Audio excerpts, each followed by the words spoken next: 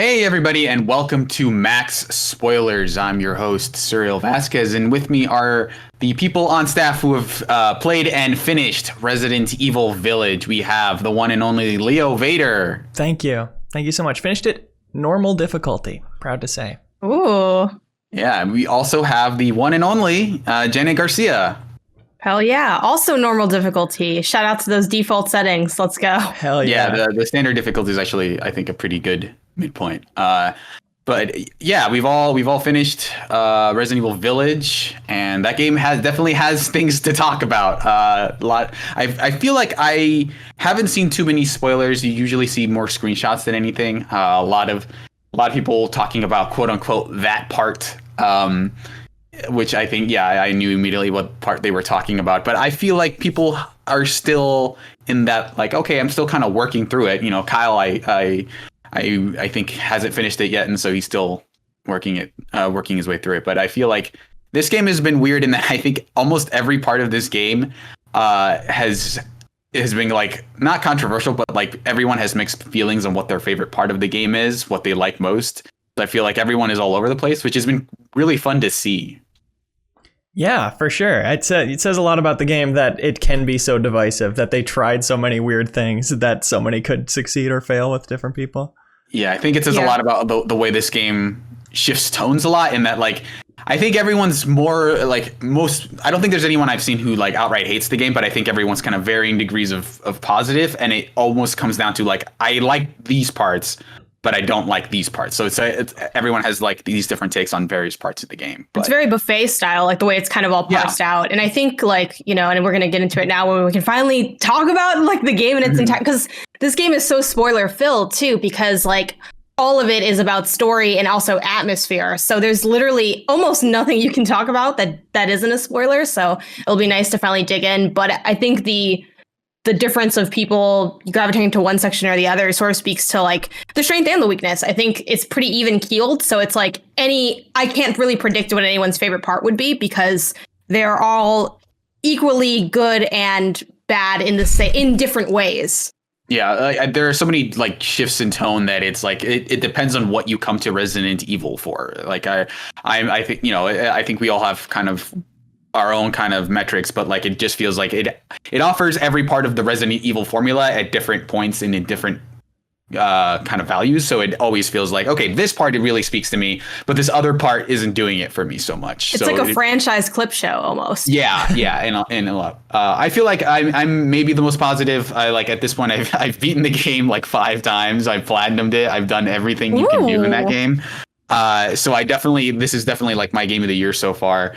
Jenny, we talked earlier and you weren't as hot about it, but you were still overall like positive on it, right? Yeah, it's kind of wild because I think I'm maybe a little bit more on like the critical end, but then I was looking at my like game of the year list and I'm like, oh, this is still probably number 2. Like I still put it behind Bravely Default for right now. But yeah, it's still a very strong game. I think it doesn't have some of the heights that 7 has for me, but it's really even keeled, really enjoyable. It's hard to imagine someone playing this and not having a good time with it, which was really cool to see what people finally getting their hands on it. And, you know, having those surprises that we all got to experience as we rolled credits on it as well.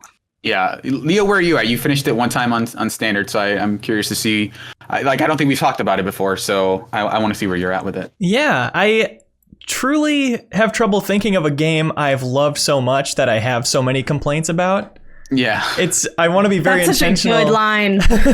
It's very intentional. I want to be very intentional in how I talk about it, to not dwell on the negatives too much, because like as much as there are a billion things that I thought were super stupid in this game, in my heart I'm super excited to play it again. Like I thought the ride it takes you on is just a blast. Yeah, and this like Janet was saying earlier, this feels like every part of this game is a spoiler, because it does feel like a game where, as much as, you know, I enjoy the shooting and there's some cool stuff there, but I think this is a game where it's just a series of moments where it just feels like, okay, everything feels like very specifically crafted in this thing to like elicit a specific thing, right? Like, it never feels like it's as maybe open as a lot of like other shooters, or even like Resident Evil 4, where it feels like there is some variety. But let's just start kind of covering the game. from beginning to end, starting with that initial apartment area where you kind of begin, and they show you the first cutscene, which is like basically an encapsulation of what you're about to see.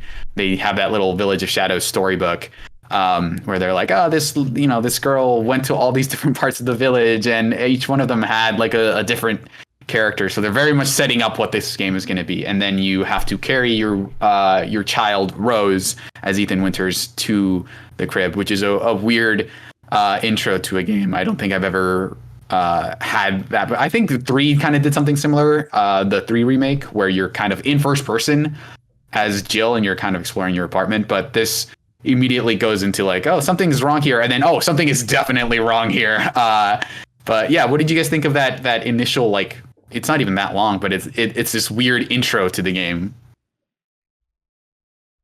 All at once. I loved it. Like I really enjoy Resident Evil as a walking sim where you shoot scary things and stab things and run away from things.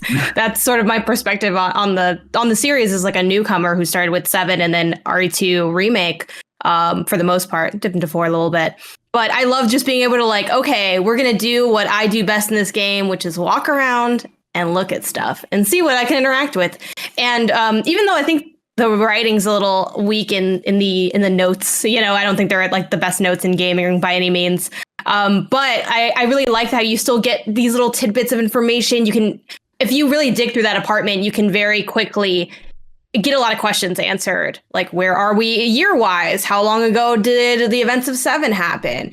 How old is Rose? You can kind of even parse out her age a little bit. You can see her half birthday.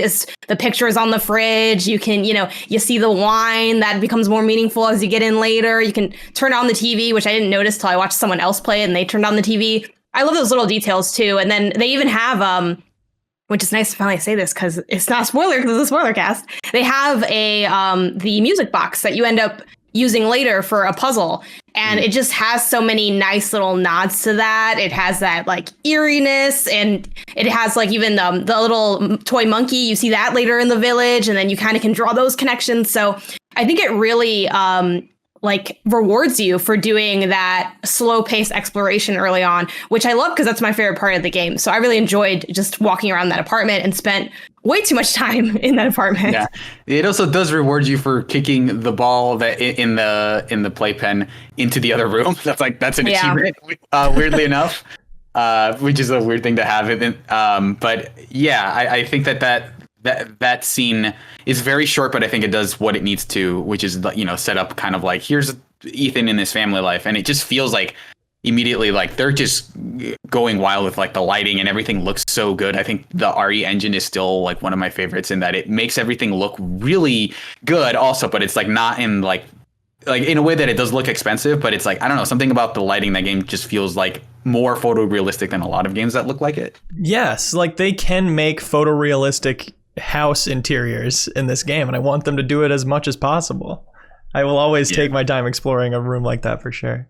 Yeah, so you have that conversation with Mia about like wines and stuff, and then you kind of start bringing up a lot of the stuff that happened in RE7, and she's very hesitant to talk about it. She's like, we don't talk about that anymore. And obviously, the reason why is kind of established later, but then it doesn't really let you linger on that moment. You're kind of like, oh, something's up with Mia, and then Chris shoots her, and then he just comes in with his team of commandos, and just like shoots her. Doesn't tell you anything. He's like, Ethan, I killed your wife. You need to step out of it. You need to like stop. And like you're like, I don't know what I need to stop. Mind your own business, Ethan.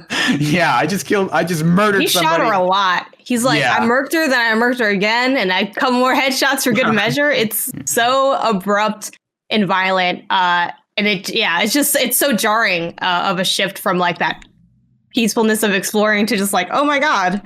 Yeah. And it's weird how the over the topness with which she's dispatched is, again, like Ethan's weird arm thing, secretly like there is a story explanation for that with her being Mother Miranda. And yeah, the only glaring thing I think that will hurt me on replaying will be like, here's where Chris is standing over me saying nothing when he could be saying, that wasn't your wife. Oh my God. Chris is such trash. Like, and then, I don't want to get too ahead of like the later stuff because we'll get to it. But yeah, Chris is just like is not a good person. Yeah, it's weird. Like later on at the end of the game when you're playing as Chris, where they're like, oh, one of his team members says like, oh, we should have told him what was going on, and Chris is like, I know, but we didn't have the time. And it's like you had a perfectly good. You literally had so much time. You had that whole ass car ride. Like there was nothing but time, and I love that scene so much because it's so like heavy-handed and like forward, but then it's just so satisfying to see him be like, I don't know, and it's one of those things. It's like, who is this guy? Who hired him? It definitely feels like them trying to write around like, look, if he had, we don't want to stop the game from happening, so this and this is the scenario we set up. We have to do this. Yes, and the fact that they try to explain it at all with that conversation at the end that earns some points with me because of course they had to do it. Yeah, and so after that, you basically wind up.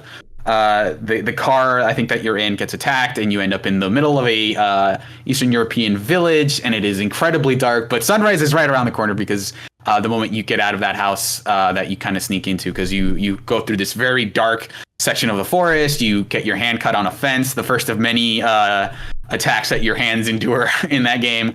And then so you find this random house, sneak into the basement, and then you kind of walk out and it's already sunlight, but you don't know what's going on.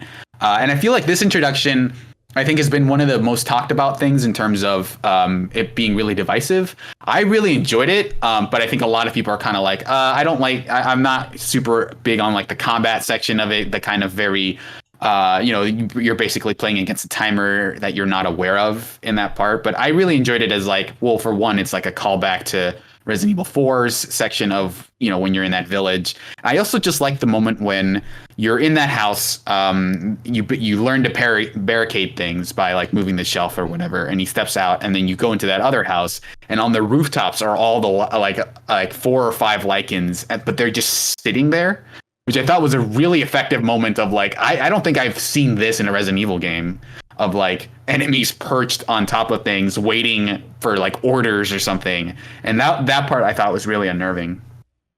But what did you guys make of that first intro?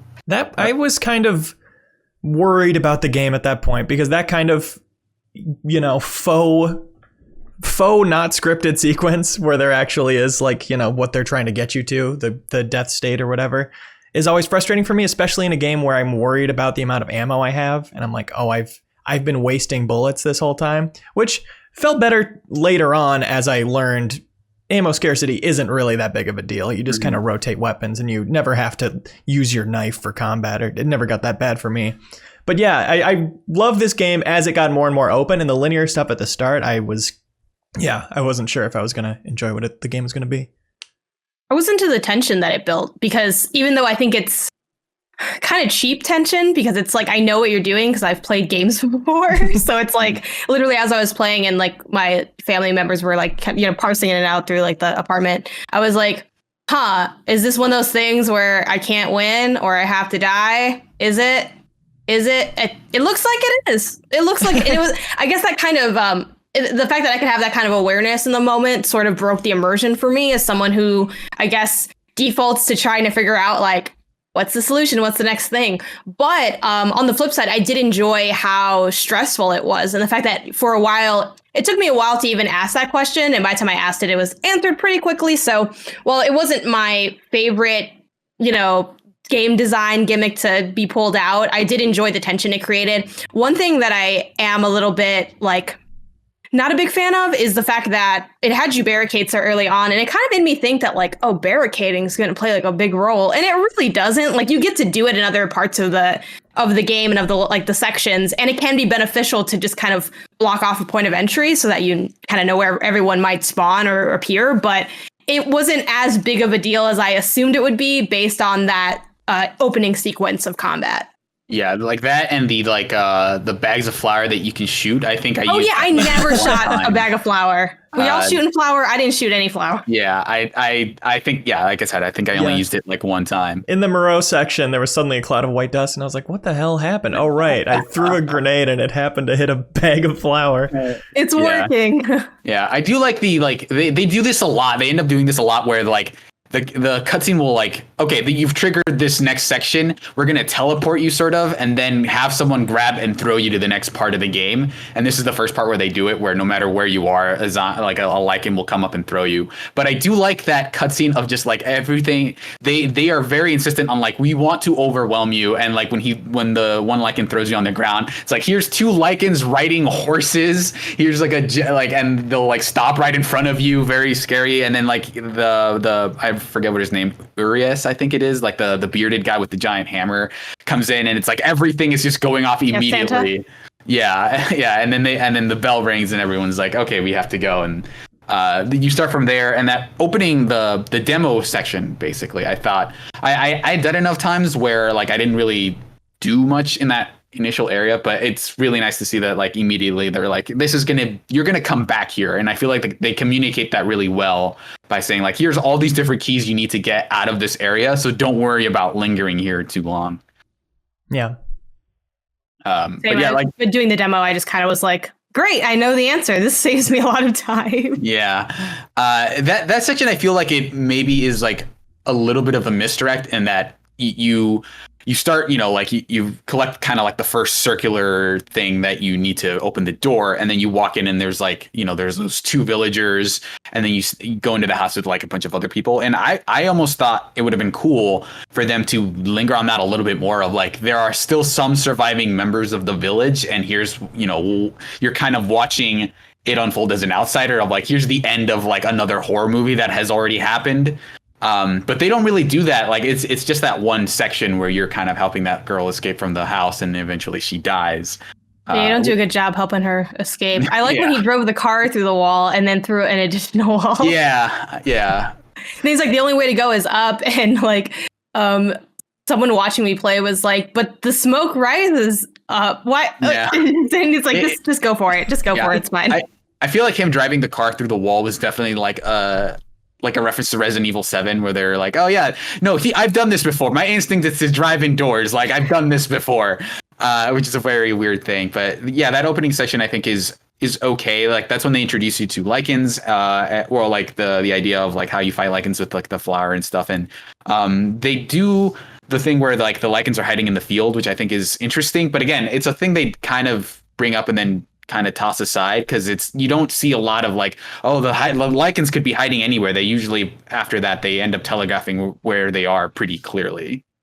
Yeah, which I'm kind of happy with, because it made it easier to explore stuff. Like I'm not a huge, I kind of need that like perfect middle ground, which I think this game does strike, of like, we have things to fight. There's enemies that will appear like in various areas, but also like you can go and explore and not have to worry too much about running into a bunch of things or having to like pause your progress to like hide and then come back. You do that a little bit, but not to the extent that I was expecting, like in those opening moments of the fields. And when I had played the demo, I was like, oh my gosh, things are just going to be endlessly spawning all the time.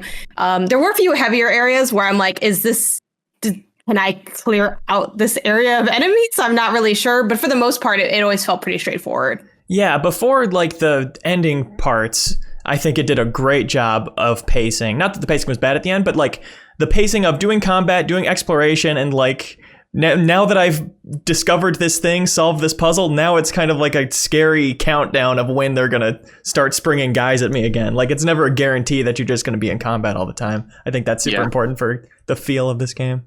Yeah, so after that initial segment, we go into the castle, which is kind of the thing that they ended up showing off the most. I think it's obviously clear now that they did it because, like, that's the first area, not that's the whole game, right? Which I think a lot of maybe people were expecting. And I think that Capcom kind of fell into this by everyone, fell in love with Lady Dimitrescu and them being like, oh, she's like the main bad guy of this game. But I feel like in that initial trailer, I think, and even in the intro, before you're kind of in the castle proper, they do a pretty good job of like, she is one of the 4 people that you're fighting in this game. Like they have that argument where, Heisenberg, kind of wants you to himself, and then all the people are kind of fighting. And then Ren is like, okay, like here's what we're going to do. And then to that initial like kind of set piece area where you're running around and trying to escape all the traps. But I think once you get into the castle, I think this is like okay, we're gonna give you like standard Resident Evil. Here it is. Like you have all these doors that are locked. You have to, you take the ring out of, or the eye out of the ring and use it to open the door. Yeah. I thought that was really cool. I like they kind of layered it a little bit by having, okay, so here's Lady D. She could be anywhere later on, but at first it's like the three daughters could be anywhere. And I thought that was a really cool addition to like the Mr. X thing. But I think that initial castle is like a pretty good starting area, in that it kind of, here's like what the Resident Evil you expect is, but we're going to throw in some kind of like a few kind of set pieces in there to spice things up. And this is where we're kind of properly introducing more enemies, which I thought was pretty good. Yeah, and a lot more guns. Yeah, you definitely. I think you get the shotgun in that first. You can get the shotgun in that first area, but if you haven't gotten it, you can buy it here. And so and that also introduces the Duke, who we've talked about before. I don't think is like a great character for a number of reasons, but he introduces you to like the upgrade system and the guns and stuff, which I think is very reminiscent of 4. But yeah, what did you guys make of that initial castle area? Yeah, I thought it was really strong. As far as the Duke, I have a lot of the same complaints. Like, it's like clearly a very antiquated character that leans heavily into fat phobia, and like fatness is like a gross, like, wow, it's wild, this person's overweight. Like, it's like, he's just as fantastical of a creature as these other. Exactly. It's very PS2 era, like, ooh, wow, what a mysterious, strange man. But, putting that aside, which I think is worth just discussing a little bit more of his personality and stuff. I really enjoyed like the personality of that character and the way he sort of served as like a quasi narrator for the situation, being like, oh, this is what's like, he never just flat out tells you like what's going to happen next, but he does kind of mention like, oh, I see you're here and you've gotten this like element, or you need to do this. So he kind of guides you along in that way, in addition to selling plenty of weapons and wares. It took me forever to sell anything to this man. I didn't sell. And then also there's a trophy for not selling stuff. So I'm like, maybe I can get this on my first playthrough, but no, you can't. That's probably not a good idea to do that. But it took me a long time to like really engage with the upgrade system, because I was hesitant on spending too much or not getting the right stuff, or maybe I get something else later. So that was a little bit hesitant on that front. But the castle itself, awesome, really beautiful. It's always nice when there's moments in Resident Evil where you're not just walking around in a gross place. Resident Evil's very like icky in a lot of times for good reason, and that can be fun too. But I like the diversity of areas that they have in this game, with the castle being the most cozy and ornate and probably like distinct from the other ones. Like, there's nothing inherently horrific about the castle other than the basement of blood, which is scary, but like, other than that, like, it's just a regular, really bougie castle, and you have like these really beautiful statues that you have to, fill in the slots for, and you're kind of, walking through the hall of pleasure and all. It's very like, it's a bougie area. It's a bougie, pretty area that I enjoyed spending time in. It's very lived in a way that when you're creeping around, you're like remembering constantly, this is not my house. The people who live here are here and could find me at any moment. Yeah, I like that you mentioned that it feels lived in, and I like that this game actually does consider it like an actual space where there's a kitchen and a bathroom, which I think in a lot of times when you're in video game buildings, it's very easy for them to forget those things, of just like you don't see like as many bathrooms or like things that are like, this is part of a house that we have to include because this is like this is literally how people live. So I like that they do have that huge bathtub for Lady D, and they have like you mentioned, they have a wine cellar that is like, well, this looks like wine, but you kind of know it's blood. And I like that, it has the regular, like, why would this giant contraption that you have to move the statues around to open the door, why would this be here? I don't know. Rich people are weird. Right. I do like that. It makes sense more here than in Resident Evil 2's police station, which I love, but it's like also a castle in my mind. Like, it's effectively, yeah. Like, why are there all these trapdoors here? I don't really get that part, but okay. Yeah, and I do like the kind of the way that you just run into the daughters in the library and in like the area behind the kitchen. Or like the area when you go into the basement and then you kind of come back up, that's when you fight the first daughter. And then at the end, I think in that room where you have to swap out the mask for the skull. I think those encounters are a little maybe too simple, where it's just like, okay, you have to figure out how to get cold into the room and then shoot them. But that's maybe because I've killed them multiple times, so it's like, yeah, I know what to do. But I think that first time, I think the one where you have to unbarricade the wall and then blow it up, I think is a pretty cool mechanic. But yeah, I think that castle area is pretty solid overall. I like the way it is, like the traditional like back and forth. I need to go over here and then get this key and then open this thing. I do kind of think the puzzles overall are a little too simple, where there's not a lot of failure in them. Like you have the one where you have to play the piano, and that part definitely seems like you can just kind of mash your way through it until you're kind of guessing, okay, this note appears here, so you just have to mash X until you kind of get the right note. So I think a lot of the puzzles in here kind of leave a lot to be desired, but I think I prefer that kind of style to like some of the stuff in like even Resident Evil 4, where you have that really annoying slide puzzle, or like there's just a lot of stuff where it's just like even coming back to it multiple times, it's just like, oh, this is just frustrating to solve. It's nice that like you can feel smart here, but you also should be smart enough to know that it wasn't that hard. You know what I mean? It's like, I'm like, oh, like, this game's easy on a couple levels. Like the combat isn't very taxing. The puzzles aren't very hard. And I'm like, I'm not mad at it because like I ain't really trying to work like that. But at the same time, it'd be cool if it pushed back a little bit more. I think for something like the piano, that one's always a tricky thing because you can't make me need to know how to read music unless, you know what I mean? Yeah. Like, so I think it's fair for them to like map that out. And you would still have to think about it a little bit if you never had to read music ever and you never like touched the piano, it would have to, have some level of, okay, I have to map this out. But yeah, they're fairly simplistic. You kind of know what you have to do right away. One thing I did really enjoy though, again, with the, this game does a pretty good job at foreshadowing. Sometimes it does it a little too much, but that kind of is what it is.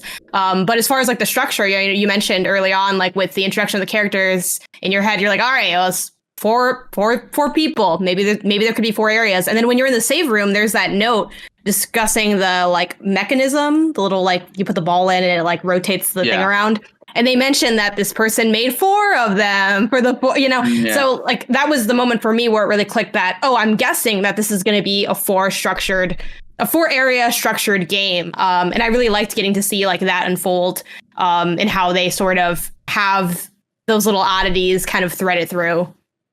Yeah, and including the Village of Shadows thing at the start, like them playing that again at the end, really, it was really easy to go, look at all of this foreshadowing. Look at like how every single thing they did here paid off in some way or another. Yeah. And I really wanted to play inside that book too. I was kind of bummed. Like when I saw that in the promotional material, I'm like, is there going to be a section of this game where it's just like Coraline, but Resident Evil? That'd be cool. And I really would have loved to see something with that. So I was kind of bummed that didn't get pulled out more because like the art in that book is so pretty and like fleshed out and intriguing. I wish they did more with it other than having it as a bookend. Yeah, it's definitely more of a framework than like an actual substantive plot device. So yeah, you kill the daughters and then Lady D comes out and she's like kind of stalking the halls like Mr. X, which I found kind of felt a little weak because I think normally she's pretty slow and the most she is really kind of annoying where you're like, oh, she's coming out of this door that I need to get into. Okay, and I need to kind of sneak around her. I think we did skip over the part where your hand gets cut off. And she's like, oh, you can't hide from me, but that was a very weird, that was like the first of, I mean, obviously I think by then you've already lost your fingers because they put your hands on hooks and you kind of just like, well, I'm just going to brute force this, and like if I don't have hands I can't hang by them, and then you just you pour juice on it and it's fine, and then she Lady D cuts her hands off, which I think is a pretty cool moment. But then I like the part where it's like your right hand is unusable, you can't shoot her, don't worry about it, and then at some point you pick up severed hand as an item, as a key item, yeah, and then you have to run out of there. Which is interesting, which is funny because I think normally that area is like very hide and seek where it's like, okay, she's coming this way, I need to go around the other way. On the hardest difficulty, they actually throw a couple of enemies in there as well. So you actually have to dodge around them as well, which is pretty interesting. And then, you go up that huge statue device and put your hand back together along with the fabric of the jacket, which is very interesting that it heals fabric as well. So then you have to go get the 4 masks. I thought that section in the tower, like on the rooftops, I thought was actually pretty cool with when you get the sniper rifle, and then after shooting like the bell puzzle. I thought that area was pretty cool. I thought it was interesting that they give you the sniper rifle against the enemies that are most likely to dodge out of the way of it. Because early on, and who come up close too. Yeah. It feels like this weird like inversion of like, oh, we're giving you this weapon that is very good against, enemies from far away and can one shot them, but like we're gonna put you up against the most nimble enemies in the game immediately after that, which is a weird section. But I enjoyed that part of it. I like that you keep the pulley from that section and use it later on in the Moreau section. So he's just like, I've got this handy pulley that I might need later. And then after that, you kind of put the masks in the slots and you go fight Lady D, which I think is a pretty good closer to that whole like, okay, put everything together. Here's the area you saw at the beginning where you get abducted and dragged over to the hooks and stuff. And so leaving from the entrance from the door that you wanted to leave early on, I think is a pretty good way to close out that first section. Yeah, it's a really good. What was y'all's reaction when you put the hand back on? What was going through each of your minds when that happened? Of course. It's like it's a video game, how stories work, and it's like your hand gets cut off and I'm not gonna not have a hand. Yeah. but still I think it's like the actual moment it happens, like just having your hand stick there and realizing what happened, like that is still such a good nightmarish image that I loved it. But it was like it felt like being on the receiving end of like in a samurai movie where someone like cuts somebody else and they're not aware that they're dead. And then they like, put the sword back in and then the guy kind of slides apart. I thought it was like kind of a little bit of that where you don't realize like, wait, did I just lose my hand? Right. So I thought that was an interesting thing. And so then, you fight Lady D on top of the tower, which I thought is maybe one of the better fights in the game. I think as she's kind of chasing you around, then she'll go out and fly, and that's when you have to use the sniper rifle. But I thought that fight was pretty good. Obviously, we all kind of expected this for Lady D to like transform into some giant monstrosity. I think they do like a pretty good job of like making it still be recognizable as her with the little kind of figure on top of the monster. But that's definitely one of those things where it's like you stab her with the knife, which I think is the thing that is supposed to make her not immortal. Because she like, she gets the kind of blood in her veins or whatever, and she starts freaking out, and that's when she turns into the giant monster. But I thought that fight was one of the better fights in the game. What did you guys think of it? I wasn't that into it. Like your statement might still be true, which I think speaks to one of my like larger problems with the game, where I don't really think any of the fights like hit for me. For this one, I'm like, okay, it's just very much like a bullet sponge walking in a circle. I at least took a lot of damage. Maybe I'm just not good at the game, but I took a decent amount of damage, but it was never enough to kill me. Like I didn't die during that fight. There's that point where she gets kind of trapped. You're like inside of the like castle container. I don't know. It's like a balcony thing, the little spiral staircase. Yeah. And I'm like pouring bullets into her, and I'm like, I guess I go upstairs because there's like bats here. And it just felt very like, I don't know. It didn't feel like there was a lot of strategy or intrigue in it. And it kind of didn't like fully hit for me. I did like the transformation though. And I personally wasn't, it's not shocking when anything crazy happens in Resident Evil, because Resident Evil, and oftentimes like we've seen plenty of bosses throughout the franchise go from being basically a person to like some type of creepy bulbous thing with lots of eyes or something. Yeah. So, it wasn't like super, super shocking in that sense, but I still was really surprised, especially given, how much everyone talks about how like she's so, hot. She has like this amazing body. She's super tall. And it's like, oh, and we already know she's a monster woman because she has like these like, claws basically. But it was just really taking that to the next level. The design's also really interesting because it definitely leans into, I don't really know how to describe this without making this not a family-friendly podcast, but we can talk about the entire game, spoilers and things. Okay, like it has like it very heavily leans on like the horror of like of vagina with teeth, right? It has a very like vaginal design to it, which I think leans into like the sexuality of her like monsterness. So design-wise, I think it was like fair and its own level of intrigue, but I was still shocked to see that transformation though. But I think that design was like very intentional. And I don't know, do with that what you will, but like it's something that stuck out to me. I don't know if y'all had the same thought process when you saw her transformation and what y'all's reaction was to seeing her true form. I didn't notice what you're saying, but now I 100% do. For sure that was intentional. But I'm with you. I think some fights are better than others mechanically, some boss fights in this game. I think this one I wasn't blown away by. And it really is that first sinking moment in the game where it's like, yep, Resident Evil and I will never see eye to eye on them always wanting me to be fighting a giant mutated version of the character I actually like and am interested in. You know, it's like it turns them into a more generic design than what I was like sold on before, what I was in love with being against. Some exceptions, but I think in general, it misses me with that. This is also another one of those instances where they're like, well, we're going to chuck you across this area to kind of load this area in and then have you do the fight somewhere else, which I usually I'm okay with, but, you know, it's not anything here or there. But like you mentioned like earlier about the thing about her design kind of being vaginal, and there is kind of this undercurrent of like when they are first abducting you, like in the hall, they're like, oh, we haven't cut up a man in a while.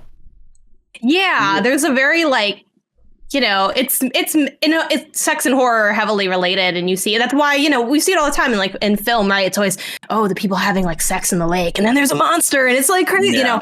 That I think that's to kind of elicit, you know, basically to get you like in a heightened state of emotion, be it sexual or fear, or I'm scared, but I'm also turned on. It's, you know, I saw a lot of memes of this game that were very much like the if y'all watch Futurama, the like death by snoo scene with the oh no, oh yes kind of deal. And yeah, they're the sisters. It's all meant to be very like spooky, sexy. Like it fits the narrative really well of their kind of desire and like lust for men, and then that kind of narrative is, I think, threaded through pretty strong. But yeah, in general, I think I guess the women just weren't as powerful as I was like hoping they'd be, or as intriguing. I mean, even bringing it back to like your mention of the sisters, where it's like, oh, not the air. It's like, okay, it's like open a window, let me hit a lever. Like that was a moment though, we had to move the thing out of the way. So I'm like, okay, I know how to move the little shelf out of the way, but they do thread. I think they theme that whole section really well. I think even to a degree, the castle, it's like there's like a regal elegance, sexiness, attraction to like that whole setup, the environment, the characters, all of it. Yeah. Even like the wine element is kind of in that vein as well. That's only topped by the Moreau section for my slime kink. Yeah. So you kill Lady D, and your reward for it is this kind of mysterious flask. And you're like, I don't know what I'm going to do with that, but that opens the door to get out of here. And so you're back in the village, and you get the explainer from the Duke of like, oh yeah, that's part of your daughter. And it turns out she's been split into 4 parts. She's been like crystallized and then somehow preserved into 4 pieces that Mother Miranda needs to do some ceremony, which they allude to in the castle. But then you were kind of freaking out about it, and you decide, I guess this will get my daughter back. Like this, they cut her up, but if I put her back together, that'll be the same Rose, right? Like that's like transferring your consciousness to a robot. That's still you, right? Which is, you know, not the case. But then you got to go. You make your first return trip to the village. Unlock. You maybe have a lock pick or 2 that you can go back and kind of revisit the village, and you're looking for that red chimney. Which I don't know about you guys, but I feel like I found plenty of houses with red chimneys, and I was like, oh, this must be the one. And then the one that is actually the house is like, could not look less like an actual chimney, but it is like bright red. So it's like, I can't mistake this for anything but my objective. I'll have to level with you on this one. I don't think I even knew that I needed to go to where you're describing. This is the first time I'm hearing this. I hate to admit it, but I got hella lost in the village all the time. And that's a me thing, because like my boyfriend was watching me play from time to time. So he kind of got to know like elements of the game as well, and was like, you go right.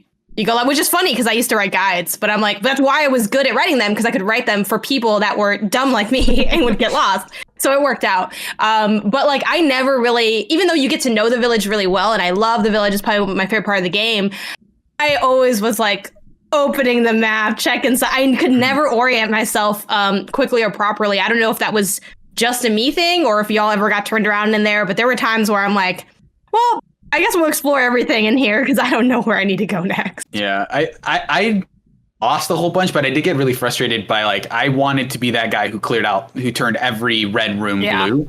And so there were a couple instances, like especially early on, that dining room where you realize, like that's when I realized, oh, you can look up and there sometimes there will be shiny objects. When did y'all realize the shiny thing was a thing? Because it took me I wasn't until I was decently into the castle that I noticed that. And then I was like, oh my God. And I was thinking of all the times I saw it and didn't shoot it. I didn't notice till the Moreau section. I felt like a fool. Oh, really? Yeah. Yeah. Like I had like a really weird realization of just like, I'm about to text somebody that I know is playing the game and be like, well, what am I missing in this room? Which is a very specific thing to ask somebody of like, I don't know what item you're missing. Right. But I was like, I've been in this dining room for like 10 minutes looking for this thing. I don't know where it is. I'm just going to move on. And maybe there's a trap door or something that opens up later that unlocks it. And then I was in the second floor, like right next to the kind of spiral staircase. And I saw something glowing. And I was like, wait, is that like the Resident Evil 4 like spindle things where you shoot them and then if they fall on the ground, that's exactly what they are.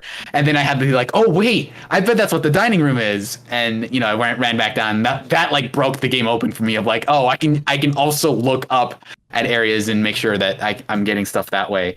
But yeah, that was another thing where like there were a couple rooms in that return visit to the village that I was like, where is this? And that was the most frustrated I was by the game. Is like not like a boss fight or like some intense section. It was like I need to find the one thing in this room that I have not yet cleared, which is probably why my playthrough was a lot longer than a lot of other people. So my first playthrough was like 12 hours, which is way longer than I think a lot of people had. But but I had nothing to show for it. Ethan's main motivation is turning red stuff into blue stuff. Yeah. And it's good that you were intertwined there. That's right. It's like right up there. It's like that, the daughter, maybe Mia. Also, this is obviously a game, so like I'm not trying to like be too serious about this, but would y'all be down to put that zombie daughter back together? Because I just feel like this man need to let it go. Like everyone's definitely very still haunted. It reminds me of, I don't know if this is even a spoiler because it's like a really, really, really old IP, but Pet Cemetery. Like the end of Pet Cemetery, where it's like he keeps trying to revive people, but they're always like twisted and messed up. Like that's the whole premise of Pet Cemetery, and it's like this Ethan's journey gives me hella Pet Cemetery vibes. Mm-hmm. Yeah, you would really go, what, this is my daughter's head? Okay, later. Yeah, I'll go back home then. Yeah, there's really not a good way to really come back from this. And if it is, it's like I'm playing right into your hands, Mother Miranda. So I don't know that I want to revive my daughter for your sake or whatever. But yeah, that's very much like, well, the game needs to happen, and we have 4 sections. What could he possibly want from these 4 people? Parts of your daughter works as well as anything else, I guess. I honestly, it doesn't even split well into 4 pieces. I thought it fit perfectly with the tone of the game. Personally, I like the grim fairy tale type vibe of it being like this classic journey to collect these 4 things, but it's such this horrifying, morbid thing that's like disgusting to even another describe. Collectathon. Just yeah. It is part of why I think like trying to take the narrative of a story sometimes can be a little too much like, oh, this isn't what I would do. This isn't realistic, right? At some point, you just have to play along with like the heightened ridiculousness of it. And I think once the hand got put back on, I was like, I'm here for the ride. I'm just like, you do, like, logic is out the window. You do you. I'm just I'll follow along and see where this is going. But yeah, like I think realistically, I would just be like, oh, if these people are insane enough to cut up my daughter and like turn her into flasks, I think I'm just gonna maybe take one as a memento and then like peace out. Like I don't know if I'm gonna bother here.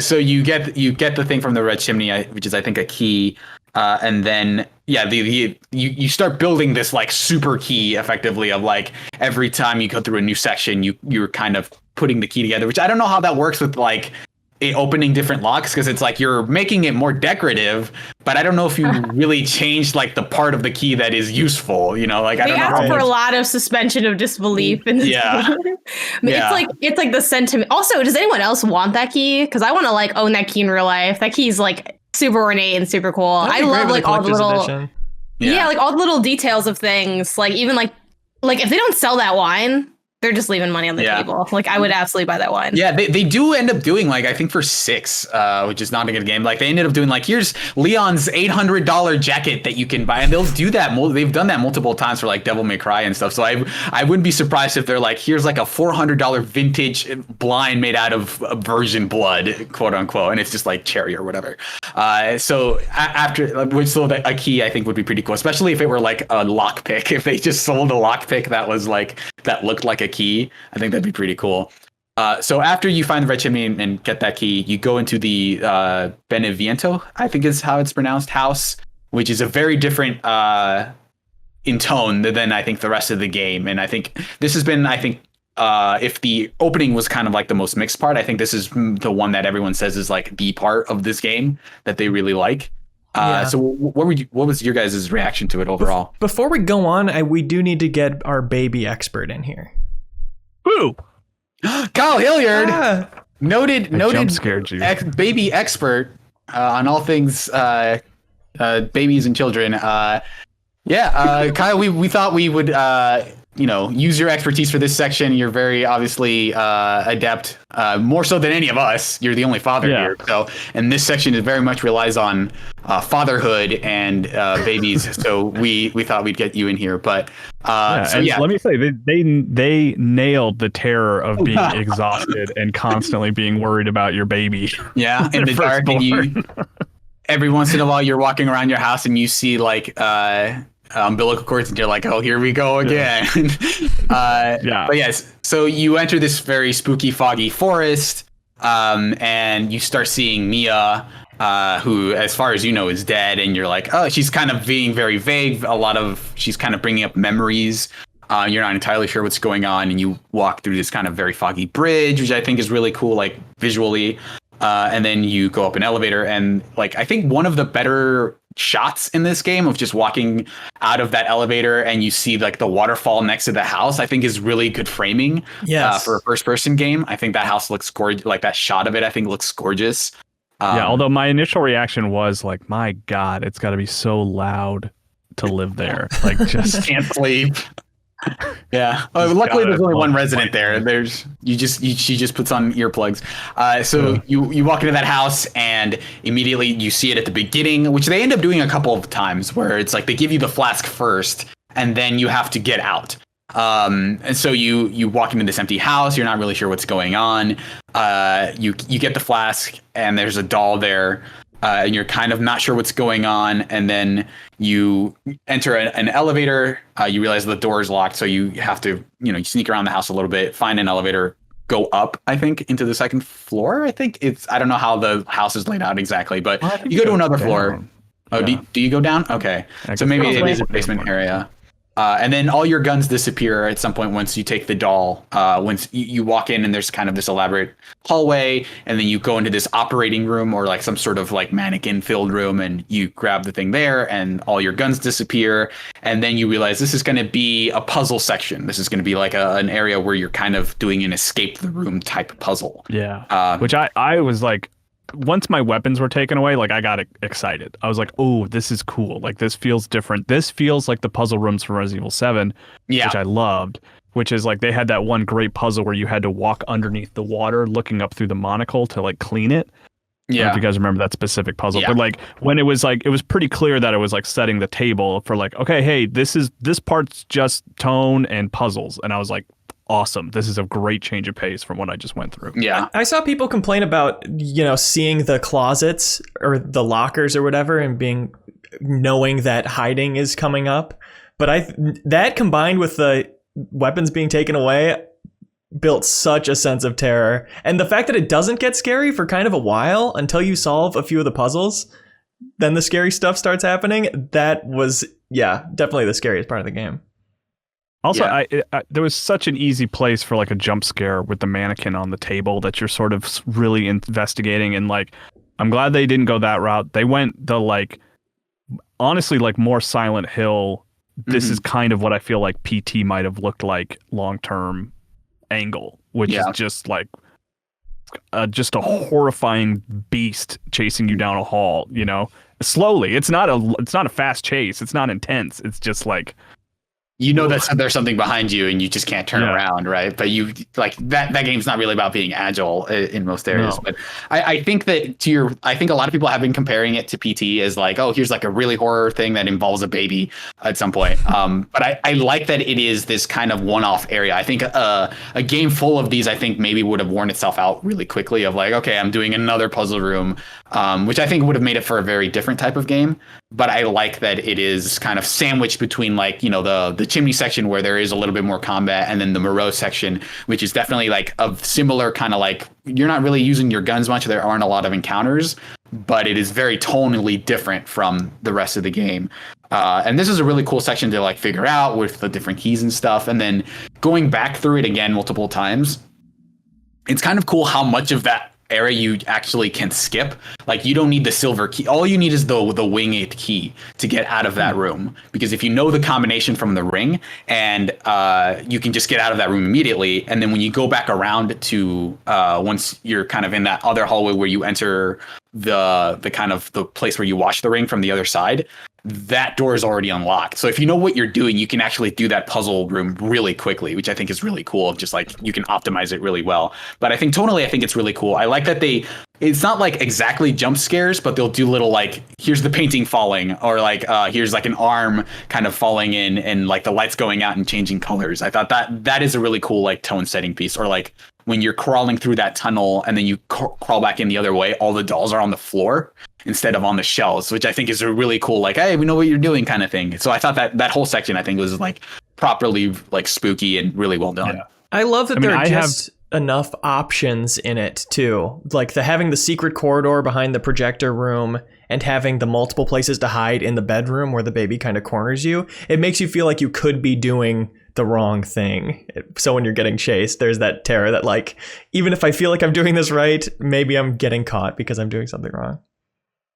I have certainly been jump scared by Resident Evil, like on multiple occasions, but like overall, like I don't play Resident Evil because I'm scared of it. That's not like the fun I get from Resident Evil. But like this was the first occasion in Resident Evil where I was like, I don't want anything to do with this thing.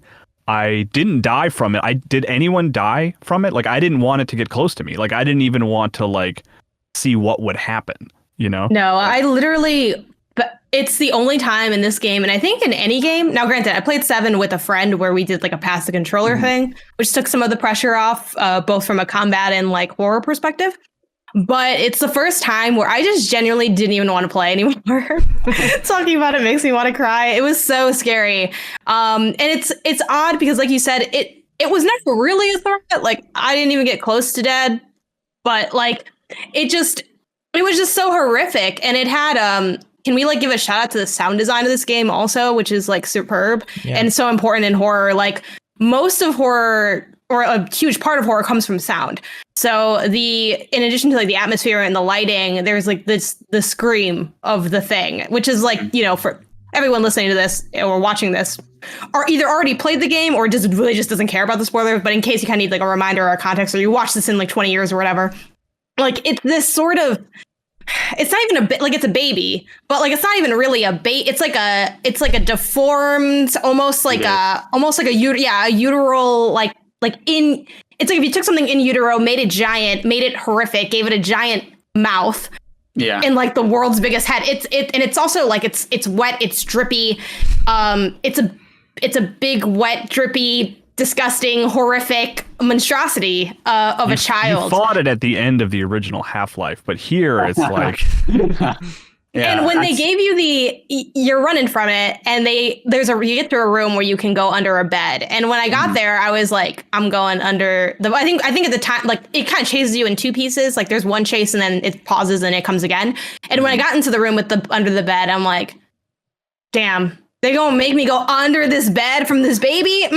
This is like, and it was just, I didn't want to accept what was going to happen to me next. And then when they did the chase and it was like, you have to go there, and I was under the bed, and I remember being there and you could see it from underneath the bed, it crawling around, you can hear it screaming, and it has like that wet slime that it drags across the floor. And I was there and I was like, it was that thing of also, you know, Ethan's kind of like stiff in movement a little bit. It's obviously not tank controls, but it's still kind of like not the smoothest, like quickest, most agile game.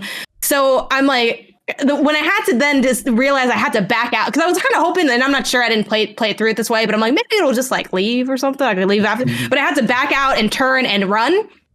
And I'm like, I don't want to have to do this. Like, I don't have the guts or the gall. And then I'm running. I have the little like surge thing. I'm like putting into the elevator. I'm like, oh, I hope the prompt comes out. And then when it did, you have to turn and hit the elevator button. And I was like hitting the hell out of this thing, because it was like, I don't know how they timed it this way, but for me, it was right there, like barely. And it was kind of a nice parallel too to the lady section, where there were times where I was like running from her and I went up the elevator. But that always felt like, I don't know, what's she gonna do? Slice me once? I probably won't even die from it. It never felt like a threat, but this was just so horrific to experience. And it's the only thing of this game where when I played it, I was like, 3 things. 1, I don't want to do this. 2, okay, this game has some sauce. Because up until this point, I was like, I'm having fun, but like, the creature's I don't know, spreading it all over the floor. Exactly. I'm like, it's not, the sauce is literally on the floor. I'm like, it's not wavy like that. It doesn't hit for me like that. It doesn't feel special to me.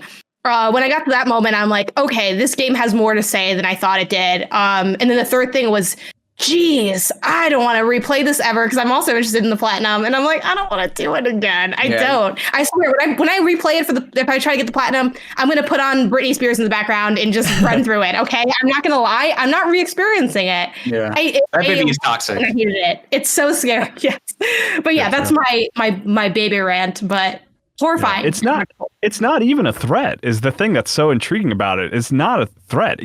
I just didn't want to be near it. Like, I just didn't want to deal with it, you know? It's more nerving. Game. I usually get my shotgun out and run head first into whatever monstrosity wants to attack me, you know? Yeah. I like, my kind of rant about stuff like with horror is that I think when they take your weapons away, I usually feel a little bit less tense, and it's kind of why I think maybe the Moreau section I like a little bit more in terms of scariness. When they take away your guns, you have less agency, so you kind of have one of 2 options whenever you encounter anything. It's not like they're going to throw lichens at you in this area, right? So because you don't have guns. So it's kind of, for me, it always makes areas less scary, but I almost didn't mind that, because this is like, as more of a set piece of like, here's this cool, like creepy thing that is just going to like, you know, kind of constantly surprise you. And like, even when you're like looking at the floor and you see the umbilical cord and you're like, something weird is about to happen, I don't know what it is. I still kind of enjoyed that. And even like the way they're distracting you with like the whatever the story of this area is, where Mia is talking about like, oh, you know, like here's Rose, like, oh, I heard her kick or whatever. And then it's like every bit of text you get is like, oh, I don't want to tell Ethan like that I did this thing. And it's not clear whether, I think I've tried reading synopses of this section and stuff, and I'm not totally clear yet on whether it's the idea that maybe before Rose, Mia either had like a miscarriage or something that caused her to lose a child, and like she didn't want to tell Ethan before they had Rose, or if this is Donna kind of trying to like use hallucinations to say like, oh, your daughter's dead, like go away, by saying like, oh, Mia actually killed Rose, like had Rose die or whatever, and like as you're focusing on that, that's when the game gets you of like, oh, what is going on with this whole Mia thing? And then you're like, okay, giant baby, okay, well, I guess now I have to go run and hide. So it's really good about like distracting you from what you're doing enough to actually throw some surprises in there.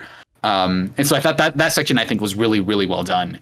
And so you find the relief of a child, which I've been trying to find a way to use that as like some sort of meme or joke where it just says relief of a child, but I haven't found the right joke to make. That's in this section where there's like, it looks like, what does it say? There's like, you find the thing and it's like, oh, looks like you could fill the depression with something, and everyone's screen capping that. And yeah, so I think that part is pretty cool. Like the way it kind of has this short homage to The Ring of like, you put this film together and it shows you like going into that well. I think all that stuff is really well done. Great. And then you kind of solve that section, and then you face the Donna boss, which I think is I think the first time I thought it was the coolest thing, and then like every other time I did that, it felt a lot more predictable than the other bosses. So it's maybe become my least favorite. But I think early when I first played it, I thought it was a really cool approach to a boss fight of like, we're not going to have you shoot them. It's all about playing this hide and seek game with her, which I thought was really cool. Yeah. Is it randomized on multiple playthroughs? So it's the way it works is that her first location is always in the second room, in the second floor, in that room with the closet in it. So after that, she can be in one of 2 places the second time, and in one of 2 places the third time. So, and actually both of those locations are usually pretty close to each other. So it's like if you kind of run past a section and you see her in one area, she's there, or if she's not, she's kind of in one of the other areas. So it's actually pretty simple. But yeah, that first time it's like you don't know what you're getting into, you don't know what it's going to be, and if you run out of time, they'll eventually attack you and deal damage and stuff. I don't think I never died to that boss, but it was like a really like different and spooky approach to a boss fight that fit in line. Me. Yeah, they didn't kill me, but they did hit me. Yeah. I did die in that part. That was one of the only parts I died at, and and that was really interesting because even the second time, it was like, God, the stakes of it just getting gradually more intense as like, God, a hit's coming. I'm taking too long. Those dolls are about to kick my ass. Yeah, it was a good structure. Yeah. So I think once you know where she is, I think it becomes way less tense. But that first time I thought it was like, this is not something I think they've done a lot in this series. It's just like have a boss that doesn't transform into a giant monster with glowing weak points. I thought was really cool. Yeah. And so like having to find the doll and stab her and having the dialogue with her of like, oh, wouldn't I be a better daughter? Nobody likes you. Rose sucks. And then you stab her in the eye with it. And then at the end, I thought the reveal of like you were fighting, the whole thing was a hallucination. You were fighting Donna the entire time and then you murder her. Which is really just the sign of a poor illusionist is dying within your own illusion. Say the dresser's you. Yeah. Stab the dresser. Suddenly I'm the whole house and I'm going to crush you. Yeah. Look, she spent a lot of time modeling that horrifying monster baby in the hallway. She had to really, I guess, CG think work about it a lot. I don't know. Yeah, like what was your budget, girl? Yeah, I spent all my illusion budget on the baby. Please, my family. I am dying. I did also want to point out the visual of stabbing the doll and it having like internal organs and stuff. It's just horrifying in a way like that I don't usually expect from Resident Evil, in a way that I was like, whoa, this is wild. It ended up being so far one of my favorite sections in the game, just because it's so unlike Resident Evil and was so effective. It really fits nicely in the middle of like basically Lady D's castle feels like a sort of familiar Resident Evil game, and so I appreciated the sort of new take. Yeah, it definitely felt like a reaction to like them saying, oh, Resident Evil 7's too scary, we need to up the action a bit, but people like, I feel like they almost kind of preempted a lot of the criticism of, oh, this game isn't scary, like it's just more action, and so they put this section in there to be like, we want to change things up, we want to have it be a roller coaster ride, but we also want to harken back to that really like drastic horror that the series is known for, and I think they pulled it off really well. Amazing section. Yeah. So Kyle, do you want to like clap out, or are you? Because I think you want to boo out. Yeah, I'll boo out. So I'll say oob. Okay, so that was a child correspondent, correspondent about children, not that he is in fact a child. A child, we brought an actual baby onto this. Yeah. To the show. What do you think about the representation of babies in this game? By the way, one thing I did forget to mention is that I did die to the baby just because I think I didn't realize that you could hide in the closet and stuff. So I just said like, well, screw it, I guess. I'm just going to turn around and get eaten by the baby, and it swallows you. And I think it says "Dad, yummy." When as you're dying. I think it's super creepy. I think the sisters have a similar dialogue. Yeah. You get out of that section, and then you kind of do your second return trip to the village, where you get to return to the part from the intro, because it's usually locked by that red gate. And this is where you fight like an actual werewolf, like a wolf monster. And this is where you get the grenade launcher and kind of learn to fight that stuff, which I think is like pretty solid, like palate cleanser of like, okay, here's us. We've been scaring you and not giving you any action, so we're just gonna go ahead and give you a boss here, which I think is a pretty cool like change of pace with the grenade launcher and stuff. Interesting. Yeah, I didn't even try fighting that guy. I don't think I killed one until I found the Magnum later on, and a wolf comes walking around the corner, and then just 2 headshots. I was like, why was I so Does that count as a boss? Like platinum one? Because there's a platinum for only using your knife, except for boss battles. That one is kind of specific, because I think you can't use the knife except for moments when you're forced to use the knife or a gun. So it's like Mother Miranda, there's a part where she's like, I'm going to summon this giant ball and kill you. You have to shoot that. And I think there's a part later on where I think you have to use the knife, but otherwise, or a gun. But I think they're basically saying you cannot deal damage to enemies with guns. You have to use only the knife. There's a part with Heisenberg where you're in the machine, and that obviously you have to use guns for that. But yeah, you can kill that thing. I didn't know that you didn't have to, but and on Village of Shadows difficulty, there's actually a second werewolf there that you don't call, which is kind of funny. So yeah, you enter that part, and then you go into the Morose section, which is more like this intense kind of action sequences where you're kind of going through a windmill, and then you realize there's a whole underground part, and then you have to take a boat ride into this lake, and there's the sluice gate that you have to open, and which is kind of an homage to the Del Lago area of Resident Evil 4, but it's definitely a lot more elaborate. And one reason I do like this section a lot is because it feels kind of like the exact opposite of the Beneviento house, in that after there's an encounter in the shed where you get the boat key, but from the moment you get into the boat to when you fight Moreau, there are no enemies. So you don't actually shoot anything, or you don't shoot anyone, but there is that tension of like, well, I still have my gun, so there maybe could be an enemy here, and you're being constantly chased by the giant fish monster. So I thought it was a really cool kind of like, what if we did a section where there weren't enemies, but it was more action-oriented versus puzzle-oriented? And I thought this section was... I think Moreau's probably my least favorite of the 4 kind of characters, but I thought his section was actually like one of my favorite parts of the game for sure. I think the fact this game is so beautiful really helps the less combat oriented sections of just like, I want to explore this beautiful place. And Moreau's whole area, I think, was like that. The going around on the boat and even running around on that kind of, between those floating islands with the fish chasing you. I was like, I think the more we talk about this, the more I feel like the pacing is this game's like secret weapon, because I just love how different each environment feels. The pacing is the grenade launcher. Yeah, that's right. I think too, like it felt this section felt very much like a Disney ride, but like the Disney rides that aren't thrilling, which is most of them, because it's not like a good coaster park. It's like it's like a spectacle is what Disney does well, and I think this area had that. And Leo, to your point with like the floating kind of pieces of wood that you connect with, like that's kind of the whole shtick of the area as you're like traversing and getting around to get like the cranks you need. Like that whole area lives on the enjoyment, the thrill, and the possible threat of the fish monster kind of just going in between the pieces and jumping over. And there's that really awesome, like it's a little cliche, but I loved it. The you kind of latch on and like zip line down. And that was such like what I would expect from like an amusement park. Like it had spectacle and flair. I appreciated Moreau for like as a boss because he had a lot of eyes. Like it's not Resident Evil if I'm not shooting something with a lot of eyes at some point. Like that's the law.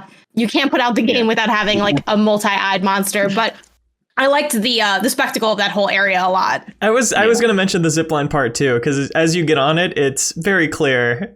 At least to me in the moment, I was like, I know what's going to happen, and I can't wait for it to happen. And then it happened, and it was awesome. Yeah, I do like that they do throw a lot, like not a lot, but like they throw in just enough of like the obstacles in your way to stress you out from like you have this impending sense of doom of like the fish could come out and eat me at any moment.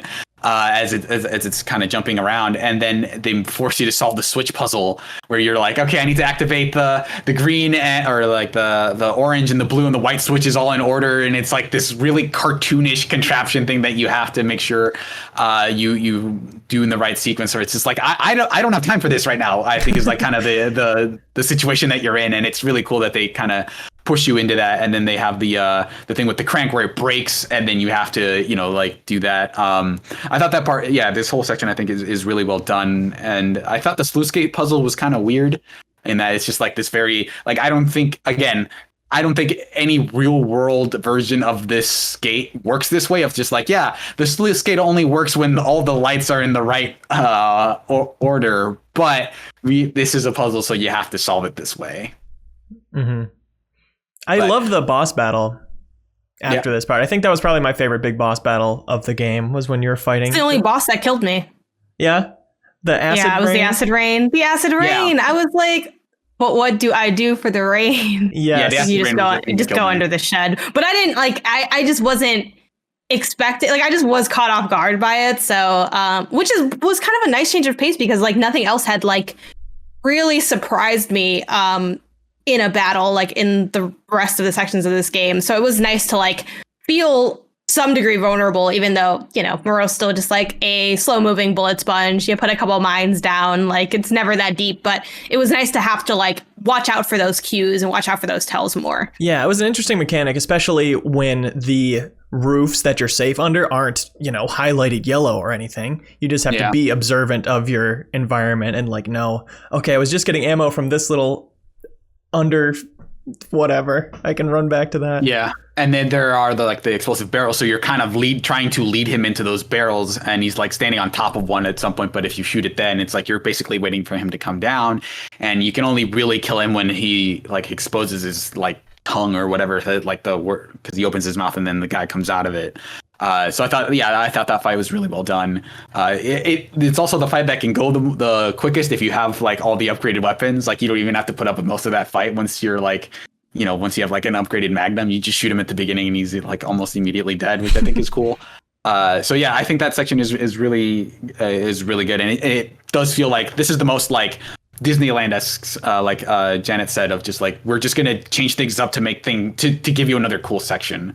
And so then after that, you return to the village again, and this time you have the crank, which I think is probably the object that opens up the most optional paths, where you can go back and there's like a whole, you know, you can find like the finest fish, which we haven't talked about, but like you have that whole upgrade thing where you can feed, you know, the Duke different meals and you get different items. But, you know, he does send you on a hunt for like, you know, you can find the secret fish, and then there's like the white pig and like I think the blue bird, and all of those things make like the best meals. And then I think that's the point where you have the crank and you have access to multiple areas. So I think that's the section where I backtracked most, as you're coming back and you see the signs from Heisenberg that it's like, oh, this way, like, you know, like the. Oh yeah, and I was like, no, I'm not going that way. I'm gonna literally go everywhere else. Yeah, give me an hour and I'll be right back. Yeah. Yeah, like I'm like, oh, I know my daughter's like in pieces, but let's open some doors. Let's get some treasure. You know, like. Yeah. I love the cooking element of this game. I'm actually really bummed that they don't have like any animation of like the cooking or the eating of the meal, because I feel like it would be interesting to see. So in a game that's so beautiful, it'd be really like cool to just see something. I'm like so bummed that it's just like a text overlay and there you hear it in the background, but you don't get to see it. Like I'm trying to see like the Duke like fry an egg or something, like make an omelet, like cut up some chicken. Like I think that'd be fun. But the joy I felt when I found the finest fish is unrivaled against anything else in this game. Like I just loved having that as a layer. It just gave you a different way to engage with the village than what you normally have. And it justified killing the animals. Because when I first saw the animals, I'm like, I wonder if I can kill this. And I did. And I felt bad. But I'm like, oh, no, I'm serving a purpose in doing this. And yeah, it just I enjoyed just like there's nothing like just crouching down in a pond and just stabbing some fish and, you know, frying up some food. It's a good time. Yeah.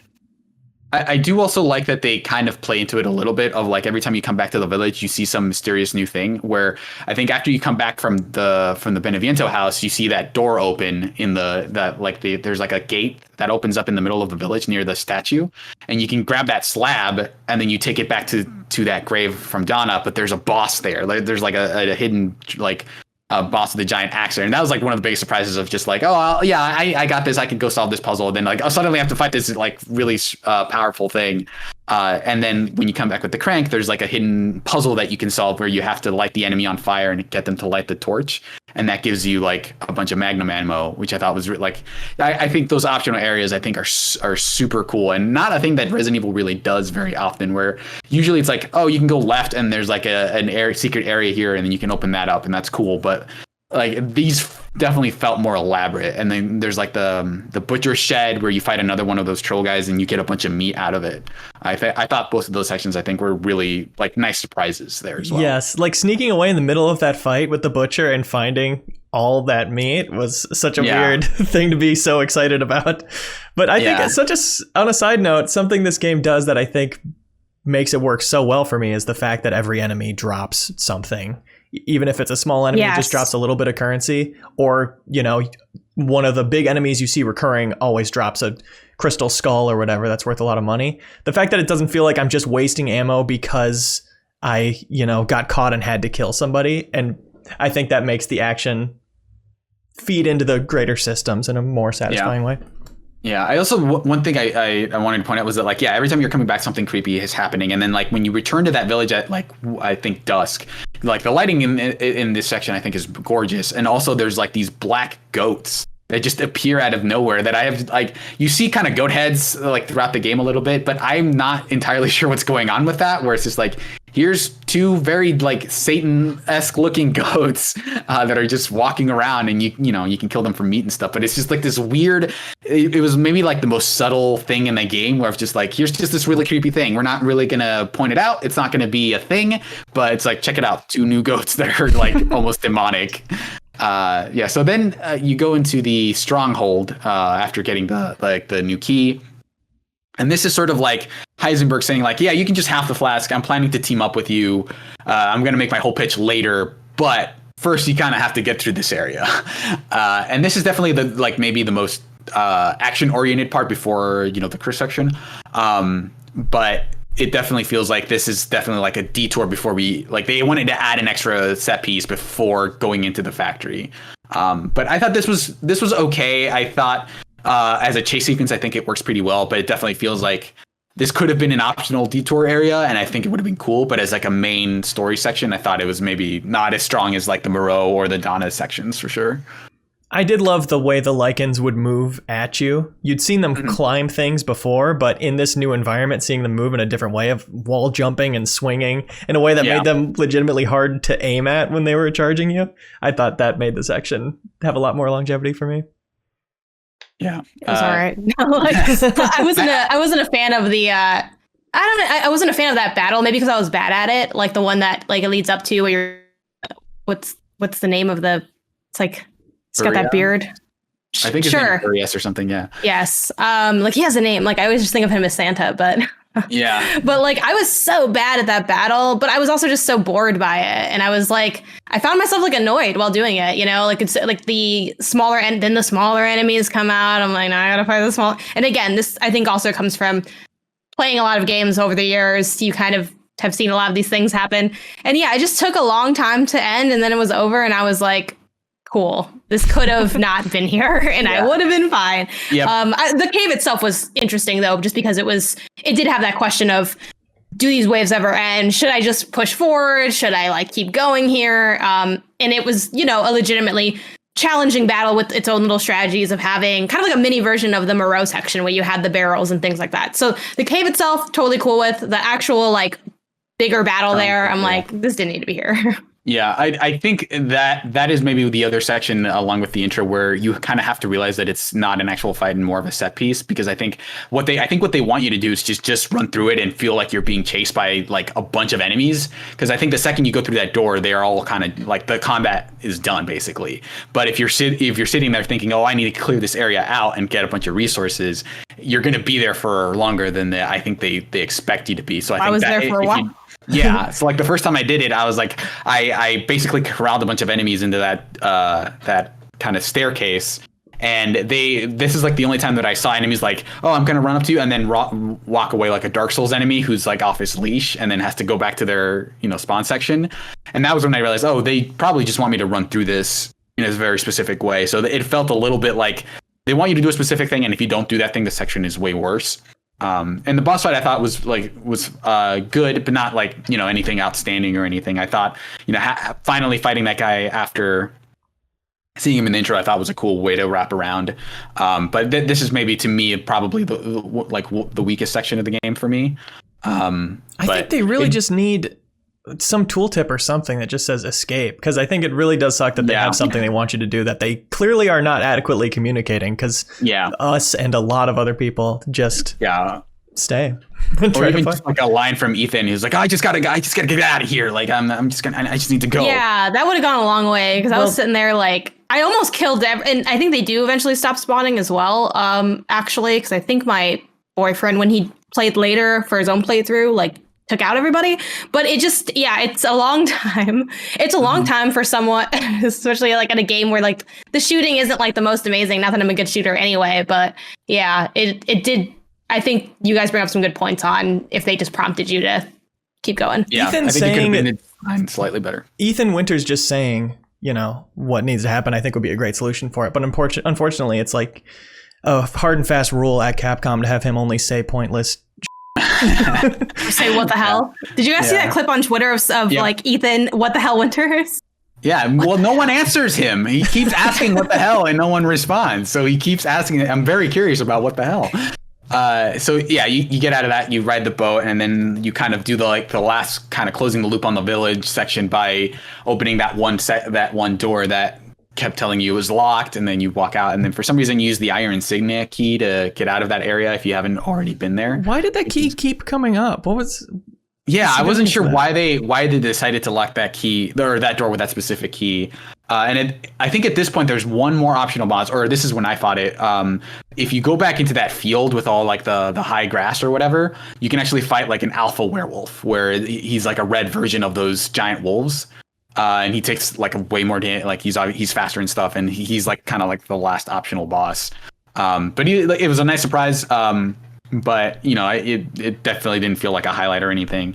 So then you go into the factory, which is definitely like in that vein of like the last area of a Resident Evil game is definitely going to be like the most mechanical or highly like technically advanced one, whether it's like a lab or like some like military island or like, you know, something that isn't a house.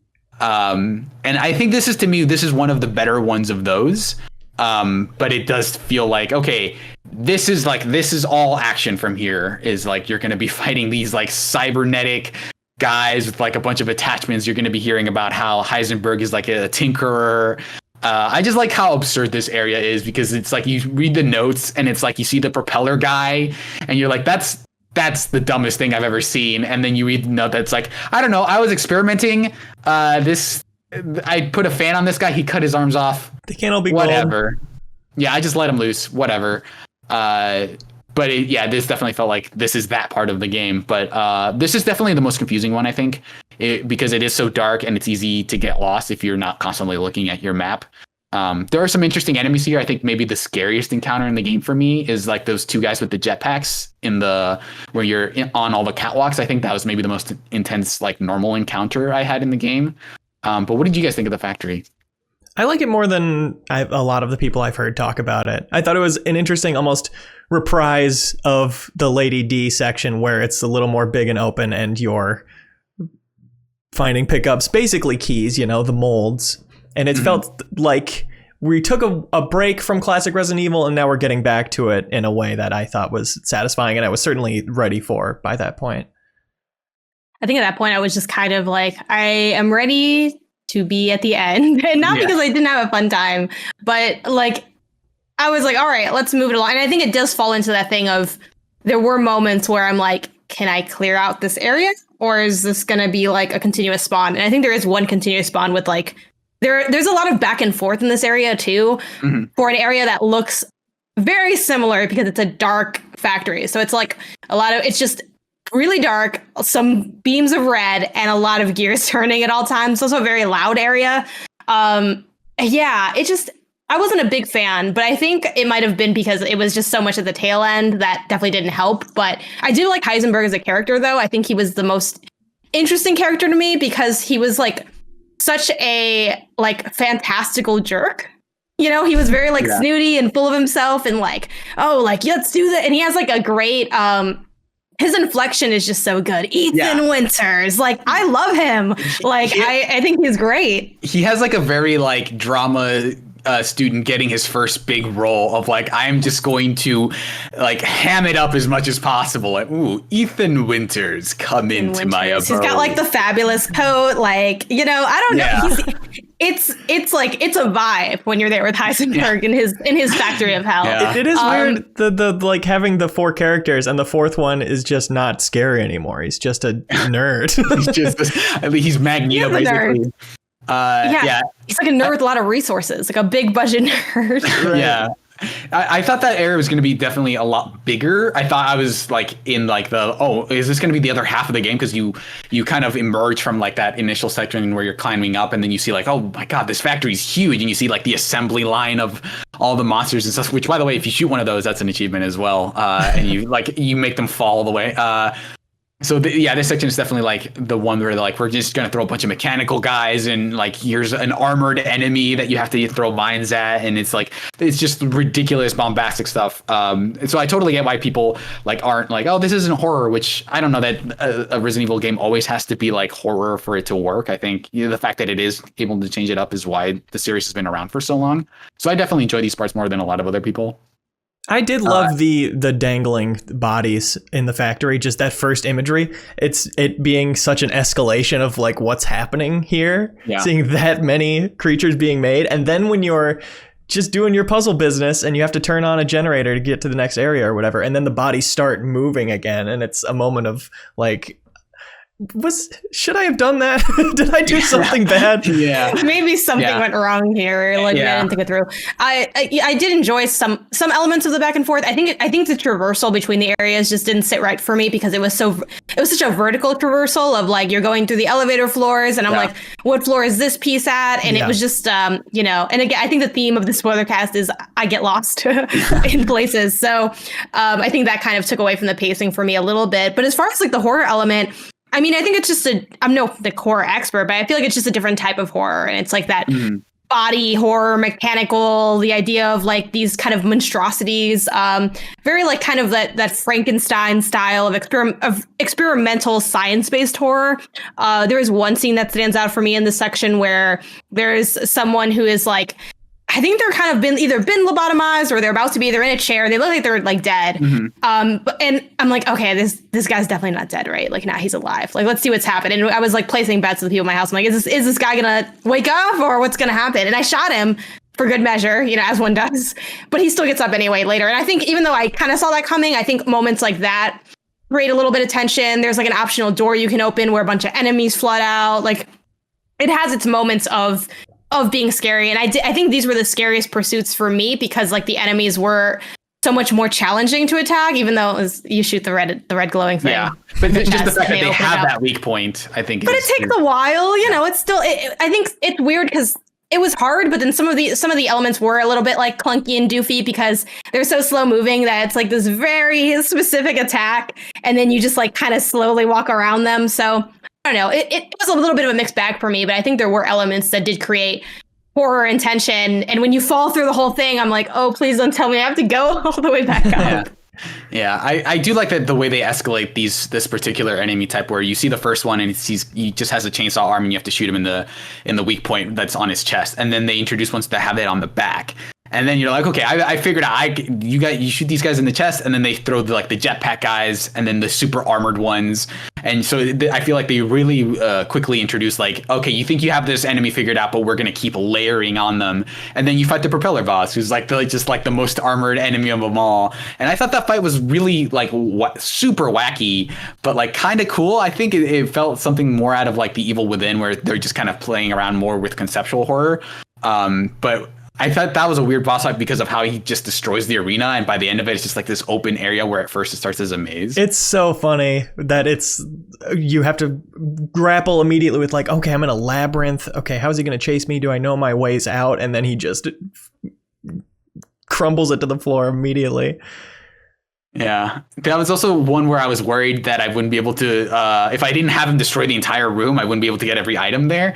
So I think at some point I was just basically leading him to all the walls, like, okay, now destroy this one so I can get like sniper rifle ammo or whatever. That was the weird part, is when he was on fire and it becomes you have to shoot his weak point way faster. And it's like, this still isn't hard. I just have to quick aim. I'm still like, my life isn't in danger. I'm just doing this like aiming challenge now. Yeah. So like that, and that to me feels like the encapsulation of this area, of just like making it more outlandish and more action based. And then they like one up that by almost immediately after that you fight Heisenberg himself, which is just the most ridiculous thing of just like, I'm in what is effectively like a low-key mech, and I have like a rocket launcher and a machine gun, and I'm just like fighting him out in the field, and he has like a chainsaws, and it's just like this giant like kaiju fight. It's so over the top that I just couldn't help but really enjoy it. When you first meet Heisenberg and he, buries you in metal parts, it's one of those encounters where you go, this guy's too powerful. How could I ever kill him? What will ever happen to Ethan in this game where I'm capable of killing him? And then the mech was like, well, I guess I could have seen this coming. This seems like the way to do it. I thought the fight was a little too easy. Just shooting the weak points over and over again. It's the most traditional, I think, of those fights where it's just like shoot the glowing red point and then kind of use the rocket launcher to get it. I will say though, on Village Shadows, that fight is ridiculous because it's like the one fight you can't really cheese with like a super powered magnum. You actually have to shoot all those weak points way more often, and you can only get hit like 1 or 2 times. But yeah, I think from a set piece perspective, I like the fact that they put you in the mech and then they kind of kick you out of it, and so you have to shoot him in the head a few times, and then they kind of end with like this: you're being magnetized into the air, and there's this like extended cutscene where you have to shoot them. I thought it was like a really it felt like Resident Evil 6 levels of like this is just ridiculous and over the top. That was my point of the game, where like, and I had alluded to this on Twitter, where I had tweeted out there are points of Resident Evil Village that I'm like, I'm not really that into this. But I think those same points, someone's going to be like, oh, yeah. Like, it was like it had a lot of those elements because it's so over the top, which I know some people really love. For me, it didn't really hit that well. Again, it was just red glowing area, the game. Like, and there's even a part earlier in the factory where you're like flying toward a fan, but in the middle, it's glowing red. I'm like, oh, I got it. Yeah.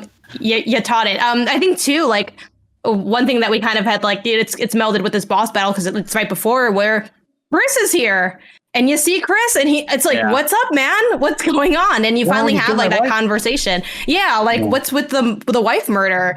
And this was another point where I was, am I disappointed by the writing at this point? Because like it's kind of expected, but there's this whole, you're finally getting information on like, oh, Mother Miranda was like, I think this is where we find out Mother Miranda was Mia. Am I making that up? Is that this section? Or is that a later conversation? It might be when you're playing as Chris, but they definitely start like kind of alluding to that, I think, early. Yeah, either way, it's you get like kind of more information on who Mother Miranda is and what's going on here. But there's like a fade in, fade out moment where he's kind of like, I'm going to tell you the whole story. Basically, there's a fade in, fade out. I assumed they were going to, dig into what's going on. And instead he's like, oh yeah, bitch is crazy. And I'm like, all right. It just felt like so ham-fisted. Yeah. like I couldn't have figured that out already. And it just, I don't know. It was so like, it was so cheesy. And I'm like, really, y'all? And then you put me in a mech. It was just, I'm like, y'all taking me to some places toward the end that I don't know if I wanted to go. Mm-hmm. Yeah. And so then you kill Heisenberg, and then Mother Miranda kills you. Ethan Winters dies. There's a cutscene where someone says, I can confirm the death of Ethan Winters. And we all believed it. We all sure believed that was happening. We all said this is the rest of the game. And then you play as Chris for a little while, which is very Call of Duty-esque. You have like night vision goggles, and you have like all these kitted out guns, and you have like the section where it's like, here's this cool new tool that you can launch airstrikes with, basically. But that was definitely like, if you thought the previous part was too actiony, you were definitely not gonna like this next bit. Yeah. And I'm kind of mixed on it overall. What do you guys think? I think this game is so strong because it doesn't overstay its welcome with nearly any of the sequences. Like the baby sequence could have been so much longer, but it's 1 or 2 points of hiding at all. But I think this is the one point where it kind of did. The fights were a little long for me, to the point where I was like, this is neither fun nor scary, and I'm kind of waiting for it to move to the next thing. Down for it only because it's the only time outside of doing a bunch of replays and getting a bunch of super weapons where you're really powerful, and I'm like, yeah, I deserve this. You know what I mean? It's like it felt good to be Chris. It felt good to have resources. I was like, yeah, give me that government resources. Give me that all the souped up guns. I was like, we got a healthcare plan. I was into it. I was like, this is like Ethan Winters is freelance life. Chris Redfield is full-time employment. Let's go. Like, ain't no 1099 form here. It is all, this is a salaried gun right here. And I enjoyed that difference there. It was weird that he had that whole section where he was talking about his health benefits for 5 minutes. It was very strange and unnecessary. Really digged into it. 401k, the stock options, the whole nine. Like, I thought it was interesting at first to like have, especially when you do kind of doubt, like you never really think that Ethan isn't going to come back, but you're like, maybe this is the rest of the game. And it's like, okay, well, I guess Chris now has to kill Mother Miranda. And so you think this is going to be the end of the game. And like from that point conceptually, I think it's kind of cool. But you know, like you mow down Lycans for a little while, and then you're kind of you get to that point where you're calling in the airstrike, and you're kind of like, okay, this is cool, but I don't know that this is the game that I came for. And then you fight a boss with him, and it's like that part isn't that bad, but it does feel a little bit like, okay, let's get to the end game here. What is Chris here to do besides like destroy this giant thing? Because it doesn't feel like, I don't think this section where you're kind of mowing down Lycans is the end of the game, because you still have to fight a boss battle, right? And so then you find Mia among a bunch of other info where it's just like, now we're just going to tell you everything. We've been kind of holding back. Here's like the 10 or so files that explain basically the entire plot of this game very quickly. I love that. And then you find Mia. Yeah, I thought it's ridiculous. I like that when you're playing as Chris, all the cutscenes are in third person. Like there's not like oh, we're going to use the first person perspective to tell you the cutscenes. So it does feel like, oh, you're still Ethan Winters in a way, because everything else is taking place outside of, like, the cutscenes are in third person taking place outside of your perspective. But it is kind of weird that like they basically just throw Mia in a cage and said like, this has been where you've been the entire time. I don't know. And then Chris and Mia basically run away, and then Ethan Winters comes back to life by seeing Evelyn from Resident Evil 7 again. Yeah, that was kind of surprising. As someone who hasn't played Resident Evil 7 since release, it was like, oh yeah, her. I guess she was more important than she is in my mind for a little I think about it. Yeah, she's definitely not like a major character in the series outside of like the fact that she's the bad guy in this game. But that was definitely a weird sequence of like, here's a dream sequence where you're told that you basically were killed at the beginning of Resident Evil 7. Classic, you've been dead this whole time. Yeah, you've been dead across both of these games basically, and you're like a mold monster, and that's why everyone like kind of knows you as like, oh, he's like he's basically like the Anakin Skywalker of this universe, of someone who is born entirely of mold. So then you basically are escorted by the Duke to the final battle, and then you fight Mother Miranda, who is like, I don't know, maybe kind of in the mid tier in terms of boss fights. I think it's cool the way she shapeshifts, but it's like, okay, I know kind of your shtick, and there's not like a huge kind of interesting mechanic behind how you deal damage. It's just like if you damage her enough, she'll shift forms, and then you kind of just have to keep doing that. Yep, shoot the balls. I did have trouble with that one, though. I think I died twice, and then I went back and sold everything I had, bought all the first aid kits that the Duke would sell me, and then put in a podcast and just finished the boss fight. Yeah. I relate to that statement so much. I've done that so many times. Yeah, I will admit that even though it still didn't feel like it had the grandiosity of like, she's supposed to be this like, the mother of all bosses, and it's like, I don't know. But to her point, like, she did kill me at least twice, once or twice at least. And I did go back and say, let me go ahead and buy some more guns. And even toward the end, like, I kept constantly, it was like a very open my menu boss fight for me, where I'm like, what do I have left? We could use the pipe bomb. Let's use the pipe bomb. All right, what's here? Let me craft some shotgun shot. Like, I was kind of constantly switching between things. I guess I kind of wish they maybe integrated more of like Ethan's moldness into the end battle or something. New. Yeah, like, I don't know, like his arm can shapeshift into mold. Like, it just seems like I understand that it plays a role in his ability to like heal and essentially not die, like he's like a zombie mold man, but it didn't really. I kind of expected more to happen in that battle. Like, maybe he took some weird form. I also expected Chris to jump in. I guess Chris just said, like, you got that. Like, oh, I think he went to take Mia away. So that's kind of like his thing. But to like, their idea was to just kind of blow everything up while that battle was happening. So I guess that does make sense. But those were the expectations I had going into the boss battle. And none of that happened. So that was a little bit like, all right. It was all right. Yeah, I'm with that. It had mechanics to it, but it was like nothing I hadn't done in 100 boss battles before. It was anticlimactic for that reason. I do think she looks really cool. I think her kind of like one-eye design with all the wings and stuff, I think she's really cool. But mechanically, she was kind of just like, okay. I think they're not introducing like a new twist or anything here. It's just like you just damage the boss and she does a different thing. I didn't think it was that crazy. And then, then Ethan actually dies, as far as we know. He kind of says, like, I'll take this one for the team. You leave this guy who's, like, barely able to walk with the detonator to this thing. And that's a huge trust thing for Chris, to just leave this guy who can barely walk with, like, I trust you to detonate this at the right time, right? And then Chris just kind of leaves Ethan to die. Also, I've been exploring this world so much. They split up. When Ethan hits the detonator, in my mind, I'm like, I know they're barely into the village by this point. They're barely past the altar section into the village. They're nowhere near far enough. And I don't know, they get on a helicopter and then they leave and everything seems to be okay. And then they kind of throw in that like one final twist of a time skip, like 14 or so years ahead or something.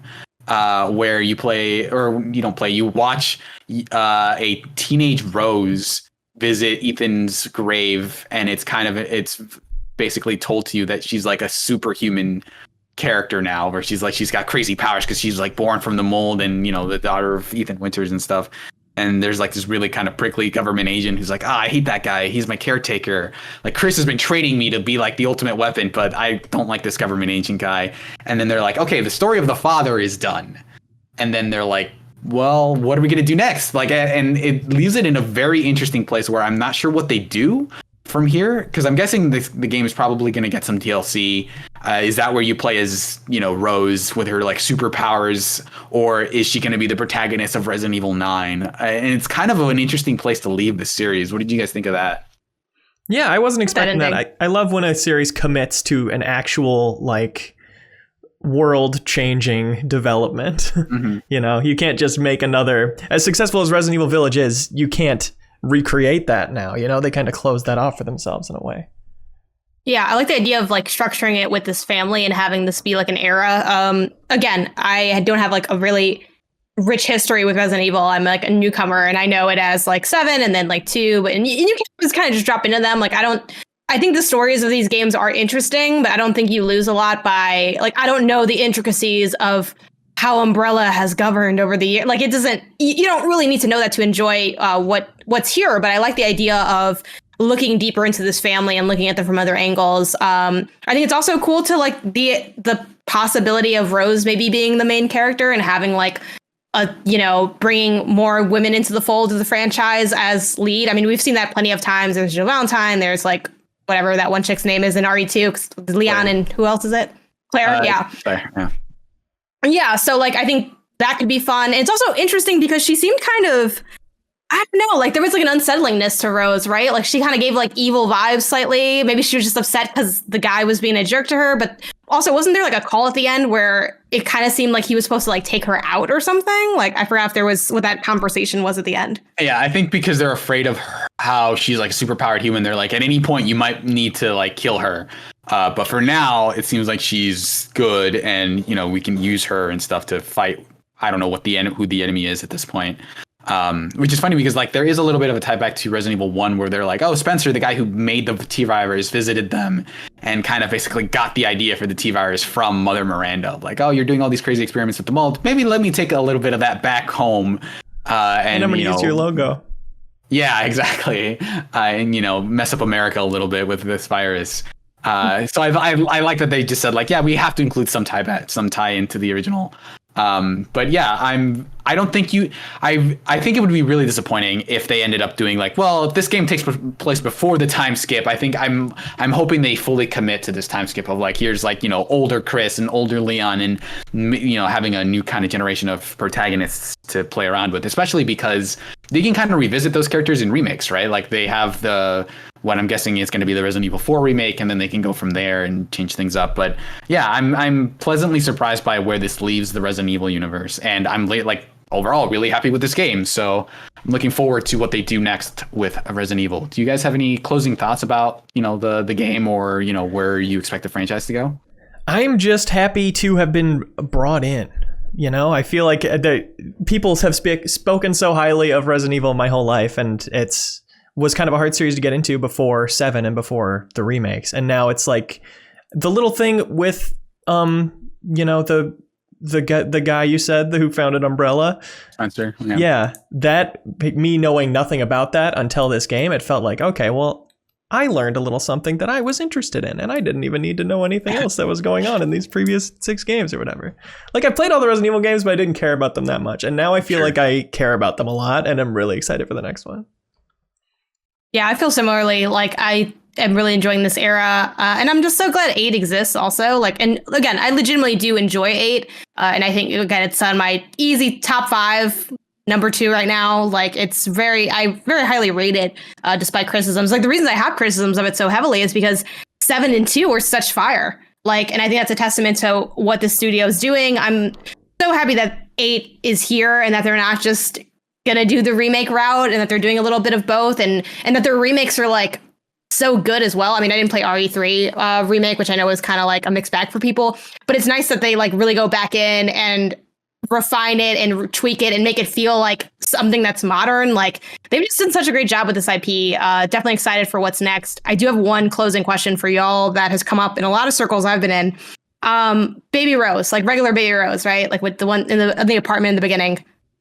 Is that an ugly baby or a cute baby? Because it's been very contentious, and I'd like to hear y'all's official thoughts on this. Let me pull up a photo so I know what I'm working with, because I definitely don't look at the baby as much as I can. So I feel like I need a little bit of reference. It's definitely a buff baby. It's a big baby. Okay. Well, now I'm seeing mods that put Chris's head on the baby. Yeah, is that what you see? I saw that. I don't feel like I'm impartial now. That feels pretty average baby. I don't think it's like, it's one of those babies where you say, oh, look at that gorgeous child, but you don't really mean it. But it's not like one of those babies that every once in a while you're just kind of like, oh, okay, well, I have to say this baby is cute, because like, what am I going to do? Say like, oh, that's one ugly baby you've got there. Oh, too bad. Oh, you really messed it up on this one. But it's like, I wouldn't say they're ugly, but I would be like pretty tepid about this baby overall. Yeah, it's a fine looking baby. I don't know if I could care for it. Yeah, I think I would try again if I got this child. They built her back anew. Yeah, I think Baby Rose is cute. It's a gigantic baby, though. That's like, I don't know if that baby was foreshadowing the other baby we see in the house, but it was the giant baby from TikTok. That's like, people, they caught on to that level of horror. They wanted to represent that. We need to represent every meme. We need a tall lady. We need big baby. We need like giant like fetus baby. I don't know. That has to be someone's thing, right? And we have goth guy and metal person. I don't know. They just cover all the pieces. They have a lot going on here. There's like a little something for all your horrors and desires. That's Resident Evil Village, everybody. Yes. Something for everyone. So if you enjoyed this spoiler cast, we do a bunch of other stuff. We have our deepest dive going up for Mass Effect, where we'll talk about that entire game from front to back over the course of, I want to say 2-3 podcasts, but it's going to be a long talk. Play along. We also have Trivia Tower, our trivia show where you can participate and win prizes. It's a really fun kind of structured trivia contest that Ben Hansen runs over there. And so that is happening this Monday, I believe. Yes, the 17th with Greg Miller, right? Is that this one? Yeah, special guest Greg Miller. So that should be fun. Make sure to check that out. And if you're interested in seeing more, make sure to subscribe to our YouTube channel. We have a Patreon at patreon.com/MinnMax with 2 N's. So we hope to see you there. Thanks, everybody. Be good, have fun, let's go. You can help support independent games media by subscribing to MinnMax on YouTube here, or you can support us over on Patreon to unlock exclusive shows like MinnMax Council. You can call into our podcast, you can put a picture of your choice on every MinnMax video, or you could have us plug your passion project on the MinnMax Show podcast. MinnMax is a Patreon about games, friends, and getting better, and we exist because of you. Any help telling a friend's appreciated.